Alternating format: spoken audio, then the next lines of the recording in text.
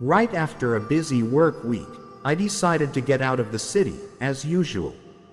I picked up some groceries, threw them in the trunk and set off. I arrived in the evening. Road fatigue caught up with me and I immediately fell asleep. I fell asleep quickly and soundly. I was awakened by the sound of car alarm. I thought maybe some animal had run over. I looked out the window, made sure there was no one and turned off the alarm. I went to bed again, and just started to fall asleep as the alarm went off again.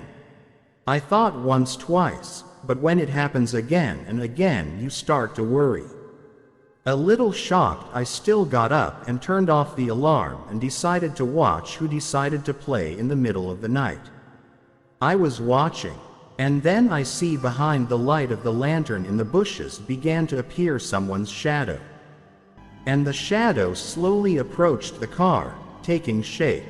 Something tall dressed in black with long arms slowly approached the car, tapped the wheel and disappeared into the bushes. At that moment I realized it was time to worry. Shaking with fear, I turned off the alarm and continued watching. Something came out of the bushes, approached the gate and removed the partition that kept the gate closed. I was terrified. Who is it? What does it want from me? Why won't it leave? I couldn't move. Goosebumps ran through my body. My mouth was dry. My thoughts became panicky. Clenching my teeth, I came to my senses and ran straight to the first floor. Just as I was about to hit the light switch to find something to protect myself, I froze. I froze because he was looking out the window. Hands on the glass, he was checking to see if anyone was home. That's when I realized all those car games were to attract a victim. Why? I didn't want to know. But the fact remained. It's here and it's looking for me. Its breath fogged up the window. I couldn't take my eyes off his face.